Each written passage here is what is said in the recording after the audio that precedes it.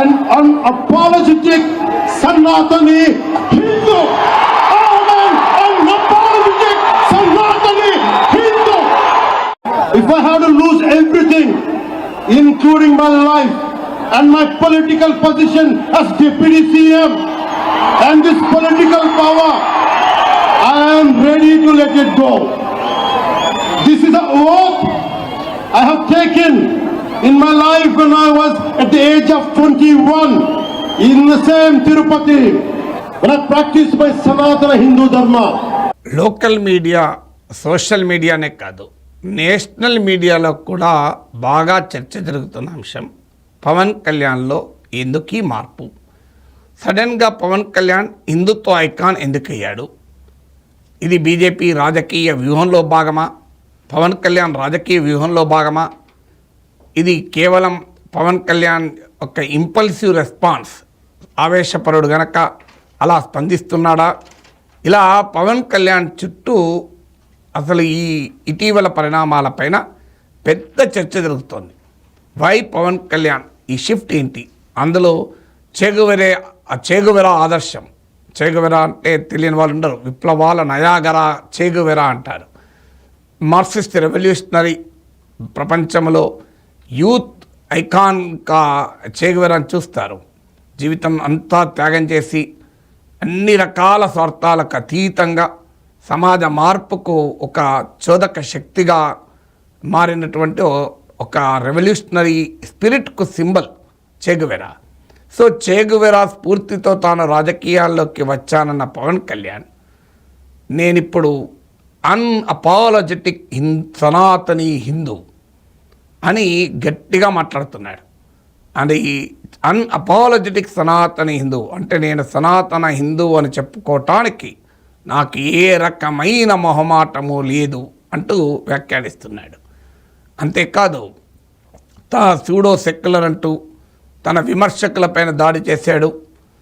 ధర్మ పరిరక్షణ కొరకు ప్రాణాలైనా ఇస్తాను, పదవులనైనా త్యాగం చేస్తాను, అధికారాన్నైనా వదిలేస్తాను అంటూ వారాహి డిక్లరేషన్ సభలో భావోద్వేగాలను పండిస్తూ పవన్ కళ్యాణ్ అన్న మాటలు మీరు చూడండి. ఇప్పుడు pseudo intellectuals try to put me down, try to put us down, try to mock at us, try to ridicule us. This is what an average Sanatani Hindu has to go through in the land of Bharat.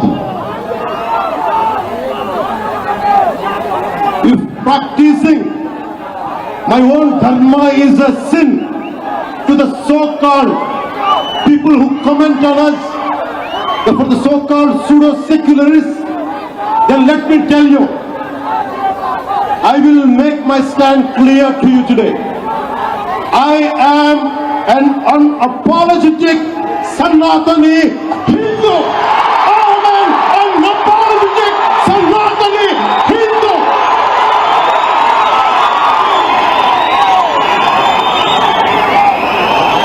And I will respect Islam. I respect Christianity. I respect Sikhism. I respect Buddhism and all the other dharmas. But I am an unapologetic Sanatani Hindu. Let me be very clear to you guys.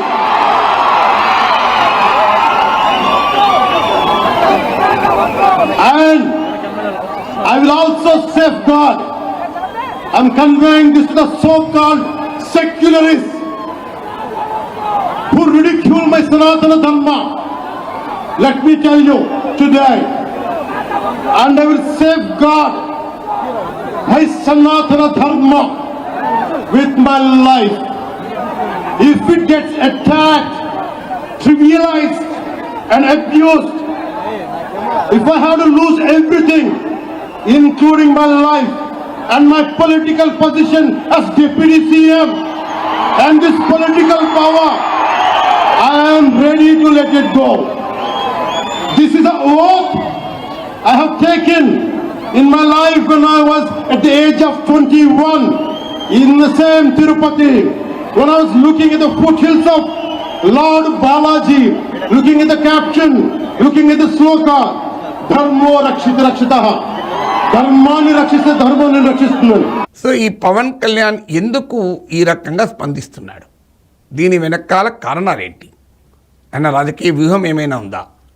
ఈ ప్రశ్న వేస్తే Pawan Kalyan critics ఏమంటారు? అంత scene లేదు sir, మీరు ఏదో ఊహించుకుంటున్నారు, పవన్ కళ్యాణ్కు అంత ఆలోచన ఉండదు, ఆవేశం తప్ప అని. కానీ నా నమ్మకం పవన్ కళ్యాణ్ ఆవేశపరుడే కావచ్చు, కానీ ఖచ్చితంగా ఆలోచనాపరుడు కూడా. సో ఆ పవన్ కళ్యాణ్ ఏ వ్యూహము లేకుండా మాట్లాడతారని చాలామంది అనుకుంటారు. బహుశా అలా అనుకునేలా చేయడం కూడా వ్యూహమేమో అన్న అనుమానం. సో అందువల్ల టు బి అన్ప్రెడిక్టబుల్ అంటారు, టు బి అన్ప్రెడిక్టబుల్. కానీ పవన్ కళ్యాణ్ విషయంలో చాలామంది ఆయన పార్ట్ టైం పొలిటీషియన్ అని, ఆయనకు గమ్యం లేదని, వ్యూహము లేదని, ఎడంటే అటు కొట్టుకపోతాడని, అసలు ఆయనకు రాజకీయాల్లో భూమి పైన తిరుగుతాడని, ఇలా ఎన్ని అనాలనో అన్ని పవన్ కళ్యాణ్ ఇప్పటికీ చాలామంది అన్నారు. కానీ నేను మొదటి నుంచి కూడా చెప్తున్నాను, ఎన్నికలకు ముందు కూడా చెప్పాను, పవన్ కళ్యాణ్ ఈ ఎన్నికల్లో మ్యాన్ ఆఫ్ ద మ్యాచ్ అవుతాడు అని. ఈ పదాన్ని ఫస్ట్ టైం వాడింది నేనే. మ్యాన్ ఆఫ్ ద మ్యాచ్ అవుతానని కొన్ని లక్షల మంది చూశారు, మోర్ దెన్ 1 million వ్యూస్ వచ్చాయి. సో నేను మొదటి నుంచి చెప్తున్నాను, ఈ ఎన్నికల ఫలితాలు ఎలా ఉంటాయో నేను ఊహాగానాలు చేయడం లేదు. కానీ ఎలా ఉన్నా పవన్ కళ్యాణ్ మాత్రం ప్రత్యేకతతో బయటికి వస్తాడు అని చాలామంది అప్పుడు కూడా ఉన్నారు. ఏం సార్ అంత సీన్ ఉందా? 2019లో ఆయనే 2 సీట్లలో గెలవలేకపోయాడు, మీరు చాలా ఎక్కువ ఊహించుకుంటున్నారు అన్నారు. కానీ ఏం జరిగింది? 2024 ఎలక్షన్స్లో పోటీ చేసిన 21 సీట్లకు 21 సీట్లు గెలిచి 100% స్ట్రైక్ రేట్తో భారత రాజకీయాల్లోనే ఒక చరిత్ర సృష్టించాడు పవన్ కళ్యాణ్.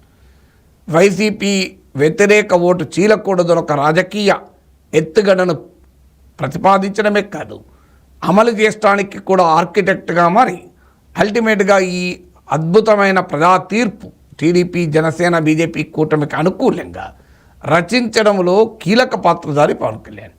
అందుకే ఎన్నికలకు ముందు కూడా నేను ఇవి చెప్పినప్పుడు అప్పుడు అంగీకరించిన వాళ్ళైనా ఇప్పుడు అంగీకరిస్తారు. మరి ఆ రోజు పవన్ కళ్యాణ్ మీరు ఆకాశానికి ఎత్తుతున్నారు, మీరు భుజాన మోస్తున్నారు అని ఇలాంటి కామెంట్లు చేశారు. కానీ నేను ఎవరిని భుజాన మోయను, ఎవరిని ఆకాశాన్ని ఎత్తను, ఎవరిని పాతాలని తొక్కను. నాకు అర్థమైన రాజకీయ పరిస్థితులు విశ్లేషిస్తాను. నా అంచనా అది. I may be right, I may be wrong. అందువల్ల ఆ రోజు నేను అంచనా వేశాను, పవన్ కళ్యాణ్ చాలా వ్యూహాత్మకంగా వెళ్తున్నాడు, అందువల్ల ఆయన విజేతగా నిలుస్తాడు అని ఖచ్చితంగా చెప్పాను. అదే జరిగింది.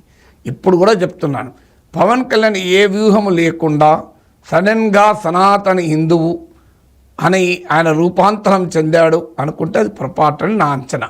ఖచ్చితంగా అందులో వ్యూహం ఉంది. ఆ వ్యూహం ఏమై ఉంటుంది అని ఇది మనం ఇప్పుడు విశ్లేషించుకుందాం. ఏంటి 10 ఫ్యాక్టర్స్? సహజంగా అందరూ చెప్పేది మొదటి ఫ్యాక్టర్, ఇదంతా బీజేపీ వెనకాలండి నడిపిస్తుంది. ఉత్తర భారతదేశంలో హిందుత్వ ఐకాన్స్ బీజేపీకి ఉన్నారు, సౌత్ ఇండియాలో హిందుత్వ ఐకాన్స్ లేవు. ఆ మాటకొస్తే యాంటీ హిందుత్వ పాలిటిక్స్ సౌత్ ఇండియా పెట్టింది పేరు. కేరళలో కమ్యూనిస్టులు, తమిళనాడులో ద్రావిడ ఉద్యమం, ఇవి ఒక పవర్ఫుల్ యాంటీ హిందుత్వ సోషో పొలిటికల్ నరేటివ్ని నిర్మించి పెట్టాయి. అందువల్ల సౌత్ ఆఫ్ వింధ్యా పర్వతాల దక్షిణంలోకి ఎంటర్ కావాలి అంటే హిందుత్వ పాలిటిక్స్ని తీసుకెళ్ళటానికి ఒక అనుకూలమైన భూమిక ఏర్పడాలంటే సినిమా యాక్టర్లను మించిన వారు ఇంకెవరు ఉండరు. రజనీకాంత్ పైన బీజేపీ ఆశలు పెట్టుకుంది. రజనీకాంత్ ఆయన ఆధ్యాత్మిక రాజకీయ స్పిరిచువల్ పాలిటిక్స్ అన్నాడు. బహుశా నా అంచనా ఆయన అవకాశవాదం కన్నా ఆయన నమ్మకం, విశ్వాసం అయి ఉండాలి అది. కానీ కారణాలు, ఆయన ఆరోగ్య కారణాల రీత్యా, వయసు రీత్యా ఆయన సాహసం చేయలేదు. సో అందువల్ల రజనీకాంత్ ద్వారా తమ కళ నెరవేర్చుకోవాలనుకున్న బీజేపీకి అది సాధ్యం కాలేదు. ఇక నెక్స్ట్ ఎవరు అన్నప్పుడు సౌత్లో చాలా charismatic popular hero Pawan Kalyan. ఒక ఆంధ్రప్రదేశ్కే పరిమితం కాదు. పవన్ కళ్యాణ్కు ఓట్లు ఆంధ్రప్రదేశ్లో రావచ్చు, ఓట్లు వేరు, ఇన్ఫ్లుయెన్స్ వేరు. కానీ పవన్ కళ్యాణ్ ఇన్ఫ్లుయెన్స్ ఇది ఓవర్ అండ్ అబౌవ్ ఆంధ్రప్రదేశ్.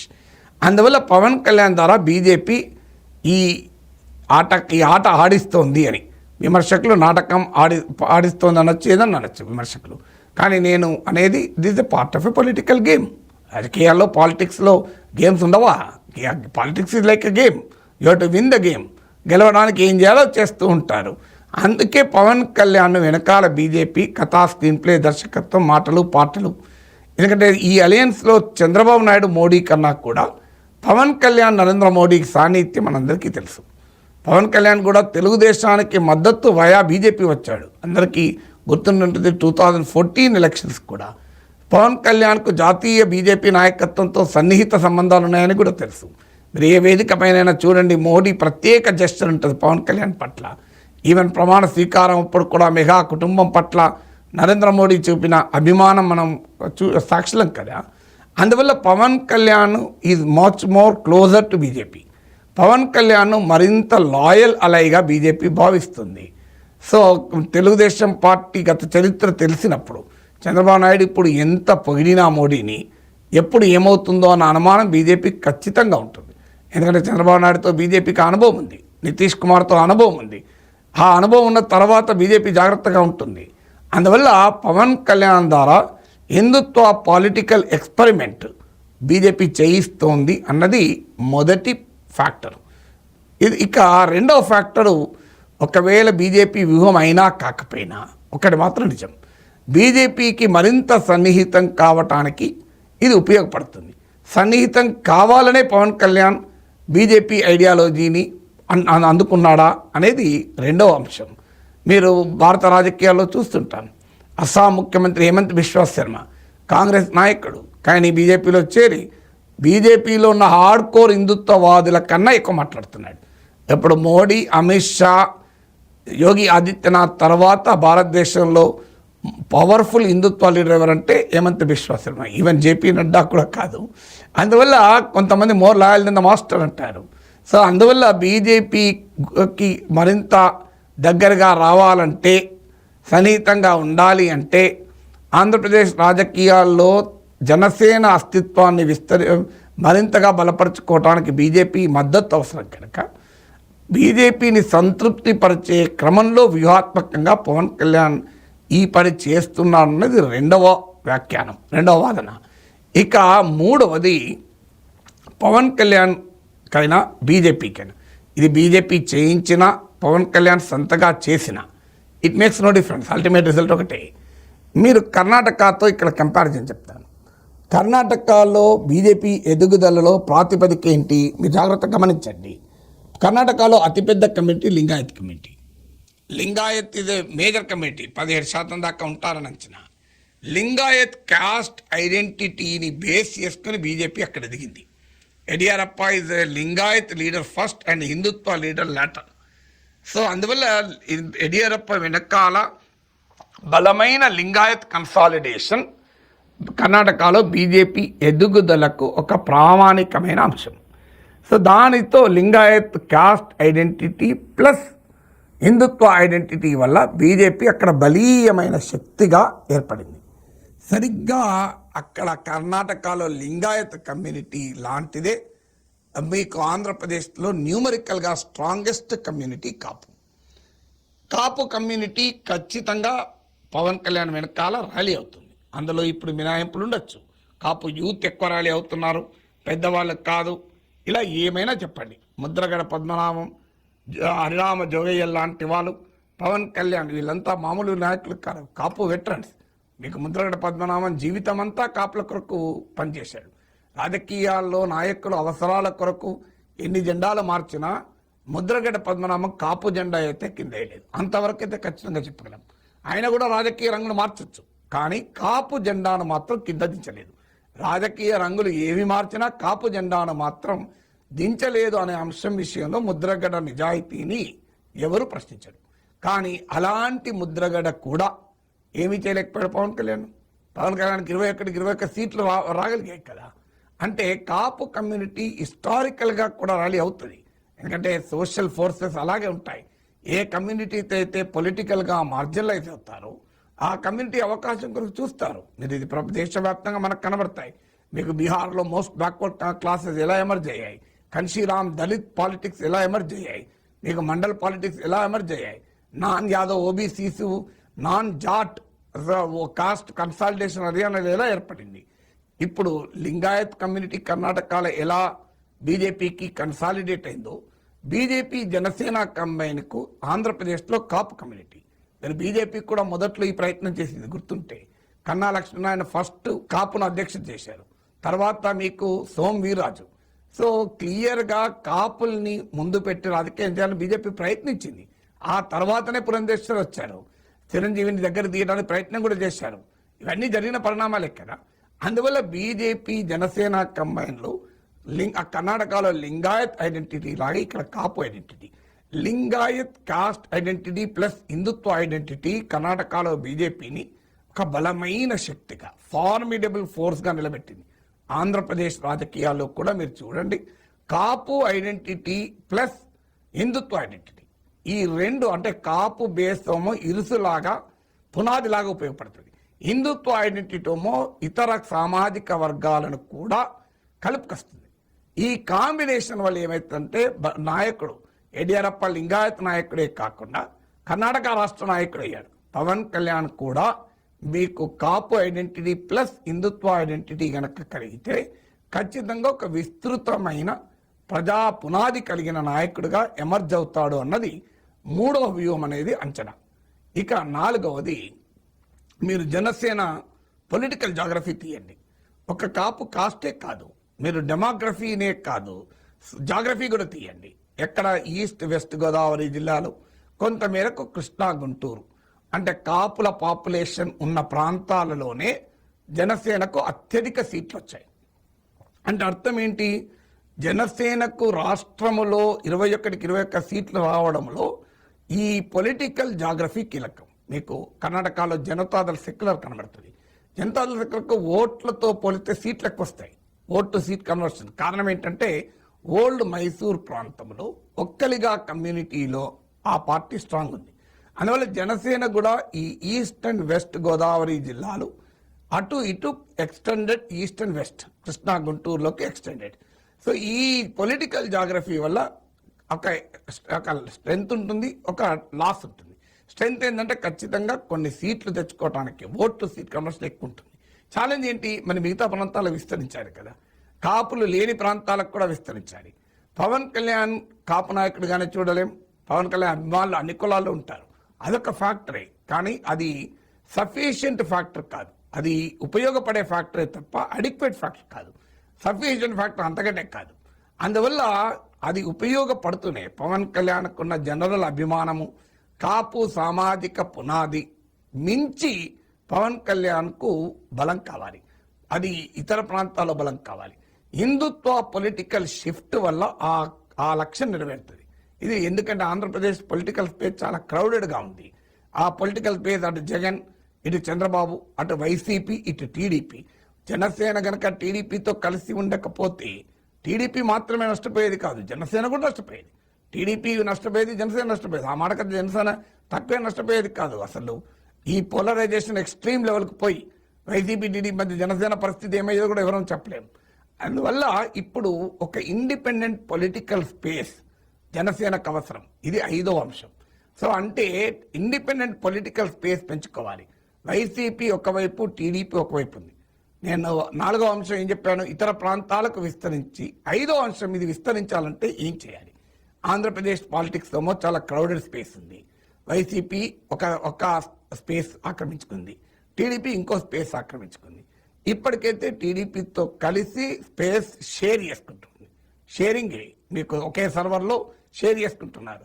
కానీ అల్టిమేట్గా జనసేనకు కూడా సెపరేట్ సర్వర్ కావాలి.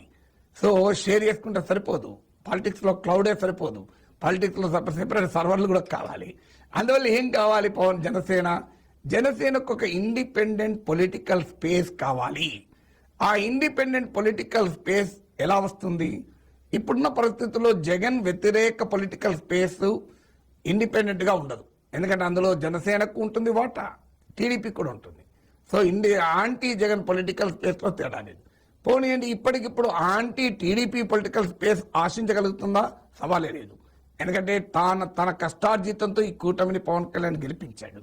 సో పవన్ కళ్యాణ్ కృషి, మీకు చంద్రబాబు నాయుడు నాయకత్వ దీక్షా దక్షతలు కలిసి కూటమిని గెలిపించాయి. అందువల్ల ఇప్పుడున్న రాజకీయ పరిస్థితుల్లో పవన్ కళ్యాణ్ తెలుగుదేశం వ్యతిరేక వైఖరి తీసుకునే అవకాశం లేదు. అంటే తెలుగుదేశానికి నొప్పించకుండా తెలుగుదేశానికి వ్యతిరేక స్పేస్లోకి వెళ్తున్నాడన్న భావన కలగకుండా ఇండిపెండెంట్ స్పేస్ పెరగాలి. అందువల్ల హిందుత్వ పాలిటిక్స్ అయితే అటు జగన్ వ్యతిరేక పొలిటికల్ స్పేస్లో టీడీపీకి కాన్ఫ్రంటేషన్కు లేని, టీడీపీతో ఘర్షణ పడకుండానే తన ఇండిపెండెంట్ పొలిటికల్ స్పేస్ను పవన్ కళ్యాణ్ పెంచుకోవటానికి ఉపయోగపడుతుంది. దానికి చంద్రబాబు నాయుడు తిరుపతి లడ్డు వ్యవహారం ద్వారా ఒక అద్భుతమైన అవకాశం పవన్ కళ్యాణ్కి ఇచ్చాడు. మీరు అందుకే గమనించండి, ఈ తిరుపతి లడ్డు వ్యవహారంలో చంద్రబాబు నాయుడు మొదలు పెడితే పవన్ కళ్యాణ్ చంద్రబాబు నాయుడు దాటాడు, లోకేష్ కూడా వెనుకబడ్డాడు. మీరు గమనించండి, ఈ మొత్తం పొలిటికల్ డిస్కోర్స్లో పవన్ కళ్యాణ్ డామినేట్ చేస్తున్నాడు. మీరు తెలుగుదేశం నాయకులు ప్రాయశ్చిత్త దీక్షలు చేయలేదు, తెలుగుదేశం నాయకులు దీక్షలు చేయలేదు, తెలుగుదేశం నాయకులు సనాతన ధర్మం గురించి మాట్లాడతలేరు, తిరుపతి లడ్డు వరకే మాట్లాడుతున్నారు. పవన్ కళ్యాణ్ ఇంకో అడుగు ముందుకేసి దాన్ని మరింత విస్తృతపరిచి రాహుల్ గాంధీ పైన, ఉదయనిధి స్టాలిన్ల పైన కూడా పవన్ కళ్యాణ్ ఎక్కువ పెట్టాడు. అంటే తెలుగుదేశంతో కాన్ఫ్రంట్ కాకుండా ఇండిపెండెంట్ పొలిటికల్ స్పేస్ కొరకు జనసేన చేస్తున్న ప్రయత్నంలో భాగం ఈ హిందుత్వ పాలిటిక్స్. ఇక 6th పాయింట్, కొంతమంది అనొచ్చు, సార్ ఇది పవన్ కళ్యాణ్కు కొన్ని సెక్షన్ల ప్రధానికాన్ని దూరం చేస్తుంది కదా, మరీ ముఖ్యంగా మైనార్టీలు దూరం చేస్తుంది కదా, దానివల్ల పవన్ కళ్యాణ్ నష్టపోతాడు కదా. నాకు అర్థం కావాల్సింది ఏంటంటే ఆ ఓటర్లలో పవన్ కళ్యాణ్కు ఎంత బేస్ ఉంది అనేది అంచనా ఉంటే నష్టపోతారా లేదా అర్థమవుతుంది. నిజంగా మైనార్టీ ఓటర్లలో జనసేనకున్న బలం ఎంత, మైనార్టీ ఓటర్లలో గణనీయమైన భాగం వైఎస్ఆర్ కాంగ్రెస్ వెనుకాల ఉన్నారు. అందువల్ల ఇప్పుడు పవన్ కళ్యాణ్కు కొత్తగా ఆ సెక్షన్లో పోయే నష్టం ఉంటుందని అనుకోను. ఏమైనా ఆ సెక్షన్లు దూరమై పవన్ కళ్యాణ్ నష్టపోయే అవకాశం లేదు. పైగా మీకు జాగ్రత్తగా గమనిస్తే హిందుత్వ షేడ్లో కూడా ఒక తేడా ఉంది. మీరు North Indian hard core BJP Sangh పరివార్లోని ఫ్రింజ్ ఎలిమెంట్స్ అంటారు. సంఘ్ పరివార్లోని ఫ్రింజ్ ఎలిమెంట్స్ మాట్లాడేటువంటి భాష పవన్ కళ్యాణ్ మాట్లాడుతున్న దానికి కూడా ఒక తేడా ఉంది. పవన్ కళ్యాణ్ కూడా ఫెరోషియస్గా మాట్లాడవచ్చు, కానీ పవన్ కళ్యాణ్ ఇతర మతాల పైన విద్వేషాన్ని రగల్చడం లేదు. మీరు హరిద్వార్ ధర్మ సంసదలో మైనారిటీ మతాల పైన రగిల్చిన విద్వేష హేట్ మాంగరింగ్ అంటారు, అదేం పవన్ కళ్యాణ్ చేయలే. మీరు గమనిస్తే పవన్ కళ్యాణ్ ఎక్కడ ఇస్లాంనో క్రిస్టియానిటీ పైనో విద్వేషాన్ని రెచ్చగొట్టలే. చాలా బలంగా సనాతన ధర్మాన్ని నేను సమర్థిస్తున్నానని వరకే మాట్లాడాడు. పైగా తాను ఆ మతాలకు వ్యతిరేకం కాదు అని కూడా చెప్పాడు. అంటే ఎక్కడ ఆ విద్వేషాన్ని రగల్చకుండా హిందూ కన్సాలిడేషన్ మాత్రమే పవన్ కళ్యాణ్ ప్రయత్నం చేస్తున్నాడు. అందువల్ల ప్రో హిందూ కన్సాలిడేషన్ రాజకీయాలు మాట్లాడుతున్నాడు తప్ప యాంటీ మైనారిటిజాన్ని పవన్ కళ్యాణ్ ఎక్కడ ప్రబోధించడం లేదు ఇప్పటి వరకు అయితే. అందువల్ల దీనివల్ల పవన్ కళ్యాణ్కు సెక్యులర్ ఇమేజ్ పోయి పెద్ద ఎత్తున నష్టపోతాడు అనేది హార్డ్ కోర్ సెక్యులరిస్టుల భావన. కానీ ప్రాగ్మాటిక్ పొలిటికల్ అనలిస్టులు అంగీకరించరు. హార్డ్ కోర్ సెక్యులర్ భావాలు ఉన్న వాళ్ళు ఏమంటారు, పవన్ కళ్యాణ్ ఏంటి హిందుత్వ భాష మాట్లాడేందని అనొచ్చు. కానీ ప్రాగ్మాటిక్ పాలిటిక్స్ను మనం ప్రాగ్మాటిక్గా అంటే ఆచరణాత్మకంగా విశ్లేషిస్తే భారతదేశంలో హార్డ్ కోర్ హిందుత్వవాదులు తప్పని వాదనను సెక్యులరిజం నమ్మేవారు ఎంత వ్యతిరేకించినా వాళ్ళే అధికారంలోకి వచ్చారు కదా. అల్టిమేట్గా పాలిటిక్స్లో ఏది పనిచేస్తున్నదే పాయింట్ కదా. నేను ఇక్కడ ఏది రైట్ ఏది రాంగ్ అని జడ్జిమెంట్లు ఇవ్వడం లేదు. What is right what is wrong అని ఎథికల్ మారల్ జడ్జిమెంట్లు తీర్మానాలు చేయడం లేదు. నేను రాజకీయ విశ్లేషణ చేస్తున్నాను. రాజకీయ విశ్లేషణగా చూసినప్పుడు ఇది పవన్ కళ్యాణ్కు ప్రత్యేకంగా నష్టం తెచ్చేది ఏమీ ఉండదు. మీరు ఒక్కసారి 10 ఏళ్ల తర్వాత ఆలోచించండి, ఆంధ్రప్రదేశ్ రాజకీయాల్లో పోటీ ఎవరి మధ్య ఉంటుంది? అవునన్నా కాదన్నా వయస్సును ఎవరు ఆపలేరు. 10 ఏళ్ల తర్వాత నీకు ఆంధ్రప్రదేశ్ రాజకీయాల్లో చంద్రబాబు నాయుడు జగన్ ఉండదు. ఖచ్చితంగా జగన్, పవన్, లోకేష్ ఉంటారు. ఈ ముగ్గురిట్లో Lokesh anti Jagan politics, Pavan Kalyan anti Jagan politics. మరి అదనంగా పవన్ కళ్యాణ్కి వస్తున్నది Hindutva politics. So anti Jagan plus Hindutva, ఇది Pavan Kalyan qualification. BSc BEd. మీకు లోకేష్ ఓన్లీ బీఎస్సీ. మీకు లోకేష్కి ఆ ఇమేజ్ లేదు, హిందుత్వ ఇమేజ్. అందువల్ల మీరు ఇప్పుడు చెప్పండి, పవన్ కళ్యాణ్కు వాల్యూ అడిషన్ అవుతుంది తప్ప ఈ రాబోయే ఆంధ్రప్రదేశ్ రాజకీయ పోటీలో ముగ్గురు నాయకుల మధ్య ఉండబోయే పోటీలో పవన్ కళ్యాణ్కు అడిషనల్ క్వాలిఫికేషన్గా ఉపయోగపడుతుంది. కోర్స్ ఇప్పటికిప్పుడే టీడీపీ జనసేనలు విడిపోతాయని కానీ టీడీపీని మించి జనసేన బలపడుతుందని కానీ నేనేం జోస్యాలు చెప్పడం లేదు. కానీ ఎవరు కాదనలేని ఫ్యాక్ట్ కదా, ఈ ముగ్గురు నాయకులు అయితే పొలిటికల్ స్పేస్లో ఉంటారు కదా. పవన్ కళ్యాణ్ లోకేష్ కలిసే ఉండొచ్చు కూడా, కానీ ఉండడం అయితే ఈ ముగ్గురు ఉంటారు. ఉన్నప్పుడు ఖచ్చితంగా పవన్ కళ్యాణ్కు ఒక అదనపు ఫ్యాక్టర్గా ఇది ఉపయోగపడుతుంది. ఇక 8వది, పవన్ కళ్యాణ్ మీరు ఎమర్జెన్సీని చూడండి. పవన్ కళ్యాణ్ ఒక జనసేన నాయకుడిగా, నాన్ సీరియస్ పొలిటీషియన్గా ఆయనను చూసేవారు. టీడీపీ కూడా పెద్దగా పట్టించుకున్నది లేదు. కానీ ఒక్కసారిగా ఆయన ఒక పొలిటికల్ లైన్ బలంగా తీసుకున్నాడు. ఎప్పుడు కూడా రాజకీయాల్లో నాయకుల్ని వ్యక్తిగతంగా ఉన్న శక్తి సామర్థ్యాలే కాదు, what political line you take అన్న దానిపైన ఆధారపడి ఉంటుంది. ఎన్టీ రామారావు ఎందుకు ముఖ్యమంత్రి అయ్యాడు? ఆయన వ్యక్తిగత జనాకర్షణతో పాటు అప్పుడు భ్రష్టు పట్టిపోయిన కాంగ్రెస్ పార్టీకి వ్యతిరేకంగా ఒక పెద్ద స్ట్రాంగ్ పొలిటికల్ లైన్ తీసుకున్నాడు కనుక ఆయన లాభపడ్డాడు. అందువల్ల అల్టిమేట్గా నీ పొలిటికల్ లైన్ వ్యాలిడేట్ అవుతే అప్పుడు ఆ నాయకుడు లాభపడతాడు. అందుకే మీరు గమనించండి, వైసీపీ వ్యతిరేక ఓటు చీలకూడదు, ఎట్టి పరిస్థితుల్లో జగన్మోహన్ రెడ్డిని మళ్ళీ ముఖ్యమంత్రి కాకూడదు అనే స్ట్రాంగ్ పొలిటికల్ లైన్ ఒక దశలో టీడీపీ వారు కూడా ఇంత గట్టిగా చెప్పలే. అందులో చంద్రబాబు నాయుడు అరెస్ట్ సమయంలో టీడీపీ పరిస్థితి కూడా వారి ఆలోచన అంతా డిఫెన్స్ మోడ్లోకి వెళ్ళిపోవాల్సి వచ్చింది. అలాంటి టైంలో పవన్ కళ్యాణ్ చాలా అగ్రెసివ్ యాంటీ జగన్ పోస్టులను తీసుకున్నాడు. అది పవన్ కళ్యాణ్ పొలిటికల్ స్పేస్ గణనీయంగా పెంచింది. ఇవాళ 21కి 21 సీట్లు రావడంలో పవన్ కళ్యాణ్ వ్యూహాత్మకంగా తీసుకున్న బలమైన యాంటీ జగన్ పొలిటికల్ స్పేస్ ఆయనకు ఉపయోగపడింది. అందువల్ల ఇప్పుడు హిందుత్వ పాలిటిక్స్ చేపట్టడం ద్వారా, జగన్ మత విశ్వాసాల్ని టార్గెట్ చేయడం ద్వారా ఈ యాంటీ జగన్ పొలిటికల్ స్పేస్లో పవన్ కళ్యాణ్ మరింత కన్సాలిడేట్ అవ్వటానికి కూడా ఇది ఉపయోగపడుతుంది. ఇక 9వది, టీడీపీకి జనసేనకు ఏంటి ఇప్పుడు తేడా? రాజకీయాల్లో మిత్రపక్షాలే కావచ్చు, కానీ ఎవరి రాజకీయం వాళ్ళకు ఉండాలి. ఎంత మిత్రపక్షాలైనా రాజకీయంలో తేడా ఉంటుంది. లేకపోతే పొలిటికల్ స్పేస్, కామన్ స్పేస్ కొరకే రాజకీయాల్లో ఉండాలి. అప్పుడు నీకు డిఫరెన్స్ కనబడాలి కదా. ఇప్పుడు టీడీపీకి జనసేనకి ఏంటి డిఫరెన్స్? వైసీపీ వ్యతిరేక రాజకీయ శిబిరం, టీడీపీ అదే, వైసీపీ జనసేన అదే. ఇప్పుడు చంద్రబాబు నాయుడు రాజకీయాల్లో డామినేటింగ్ లీడర్ కనుక ఎవరు ఏమన్నా Pawan Kalyan is only a deputy, ఉప ముఖ్యమంత్రి కాదు నేను చెప్పేది. కూటమిలో కూడా డిప్యూటీ, రాజకీయంగా డిప్యూటీ, పొలిటికల్ స్టేచర్ అయితే డిప్యూటీ. చంద్రబాబు నాయుడుకు పవన్ కళ్యాణ్కి అసలు పోలికే లేదు. చంద్రబాబు నాయుడు చాలా సీనియర్, అది పవన్ కళ్యాణ్ కూడా అంగీకరిస్తాడు. మరి చంద్రబాబు నాయుడు షాడో నుంచి బయటపడి పవన్ కళ్యాణ్కి ఒక ఇండిపెండెంట్ పొలిటికల్ పర్సనాలిటీగా కూడా ఎమర్జ్ కావాలి.